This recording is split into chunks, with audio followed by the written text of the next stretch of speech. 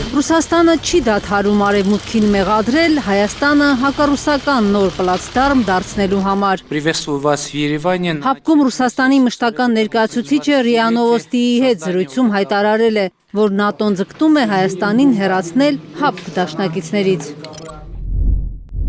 ՆԱՏՕ-ի երկրները եւ արևմտյան առանձին պետություններ ձգտում են քաշելով հեռացնել Հայաստանին Հապկի դաշնակիցներից, այդ թվում համատեղ զորավարժությունների անցկացման միջոցով։ Հայաստանի ներկայիս ղեկավարության նման մոտեցումը անշուշտ չի համապատասխանում երկրի անվտանգության եւ ինքնիշխանության ապահովման երկարաժամկետ շահերին։ 5 օր առաջ տեղի ունեցած Պուտին-Փաշինյան հեռախոսազրույցից հետո ռուս պաշտոնյաներն անսպառ մեկնաբանություններ են անում հայ-ռուսական հարաբերությունների օրեցօր խորացող ճգնաժամի մասին։ Հայ-ռուսական հարաբերությունները բավական ճգնաժամի մեջ են։ Քաղաքագետը կարծում է, պաշտոնական Մոսկվայի տեսանկյունից կարմիր գիծ է հատել Հայաստանի իշխանությունը ազգային ժողովում անցկացնելով Եվրամիությանն անդամակցելու գործընթաց սկսելու մասին օրենքը։ Եվ Եվրամիությունը, եւ ՆԱՏՕ-ն Ռուսաստանի թիվ 1 թշնամիներն են, ճիշտ է։ Ու մենք ընդունում ենք օրենք, որ մենք անդամագրվելու ենք Ռուսաստանի թիվ 1 թշնամու կողմից ձևավորված տնտեսական կազմակերպության մեջ։ Լավ հարց, Ռուսաստանը պետք է շատ նորմալ վերաբերվեր, հա։ Գագիկ Համբարյանի խոսքով Ռուսաստանը նորմալ է վերաբերվում ԵԱՏՄ այն գործընկերներին, որոնք տնտեսական առողջ հարաբերություններ են պահպանում Եվրամիության հետ, առանց անհեթեթ եվրաօրենքներ ընդունելու։ Նույն Ղազախստանը, նույն Բելարուսը, ինչու՞ չէ, նույն Ղրղստանը շատ նորմալ հարաբերություններ ունեն արևմուտքի հետ։ Շատ նորմալ, որովհետև իրանք ԵԱՏՄ եւ ՀԱՊԿ անդամ լինելով չեն հադում այդ կարմիր գիծը։ Մեր խնդիրը գիտեք որն է։ Մենք լինելով պարտված պետություն եւ պարտված ժողովուրդ, մենք փորձում ենք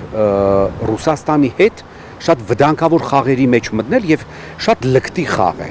Քաղաքագետի ձևակերպմամբ Մոսկվայում հիմար չեն ու հասկանում են, որ արևմուտքի պահանջով է Հայաստանը փորձում վարկաբեկել, խոցելի դարձնել Ռուսաստանի հովանու տակ գործող ինտեգրացիոն կառույցները։ ԵԱՏՄ-ն կաթվածահար է, չի գործում ԵԱՏՄ-ն։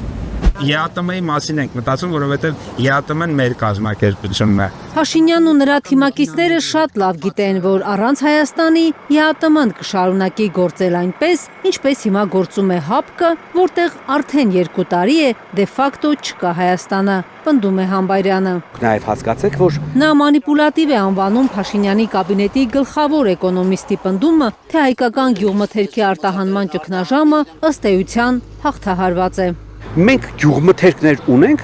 որոնց 85, 90, նույնիսկ 100%-ը միայն արտահանվում է Ռուսաստան։ Լավ, եթե Նիկոլը մեզ տանում էր դեպի արևմուտք,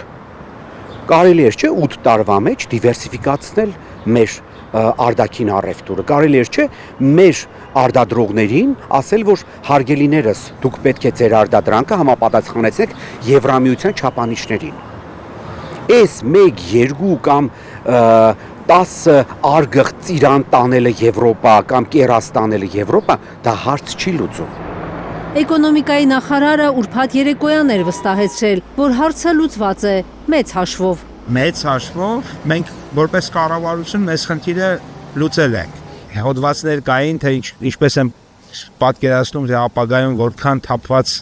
ծիրան է լինելու գետնին, բայց մենք այս տարի ծիրանի բերքի խնդիր ունենք, որքան թափված դեղց է լինելու գետնին, բայց ես որքան գիտեմ ծիրան չի թափվել գետնին, ոչ եղել այս տարի։ Ըստ Պապոյանի լոլիկն էլ դաշտում չի մնա, որովհետև կես տարով արգելվել է տոմատի մածուկի ներկրումը։ Ինչպես նախորդ տարիներին, անցած տարի օրինակ կամ նախանցած տարի լոլիկ չի մնացել 1 կիլոգրամ դաշտերում, այս տարի էլ 1 կիլոգրամ դաշտում լոլիկ չի մնա։ Իսկ եթե ամեն ինչ այդքան լավ է, ինչու է ամեն ինչ այսքան վատ։ Տարակուսած են շատ դաշտատերեր, որոնք հաճախ խուսափում են տեսախցիկների առաջ բարձրաձայնել իրենց ցավի մասին, վախենալով զրկվել կառավարության աջակցությունից։ Կարնե Մանգասարյան, Ալեքսանդր Սարգսյան, Խաչատուր Գևորգյան եւ Արմեն Ապրեսյան, Հայլուր։